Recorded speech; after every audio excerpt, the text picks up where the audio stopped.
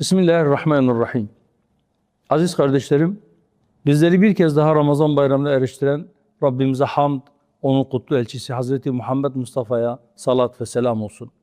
Ya şehri Ramazan, Sezai Karakoç'un dediği gibi gelişin bir bayramdır. Giderken de bayram bırakarak gidersin. Yalnız bir ayı değil, yılı ve ömrü onaransın. Rabbim bu mübarek ayda yapmış olduğumuz ibadetlerimizi dergah-ı izzetinde kabul buyursun.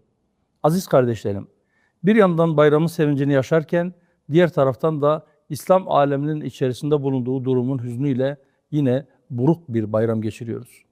Şairin ifadesiyle, nerede bir duman çıksa orada bir Müslüman yanıyor.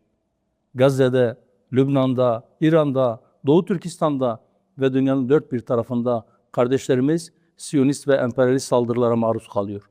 Zulme karşı kıyam eden ve izzetli bir direniş sergileyen kardeşlerimizin zafere erişmesi, mazlum coğrafyaların özgürlük ve huzura kavuşması için dua ediyoruz. Birlik, beraberlik ve kardeşlik günleri olan bayram vesilesiyle İslam dünyasında bir çağrıda bulunmak istiyorum. Ümmetin ittihadı bir tercih değil, acil bir ihtiyaç ve ertelenemez bir zorunluluktur. Ümmetin vahdetine hizmet etmek de her Müslümanın vazifesidir.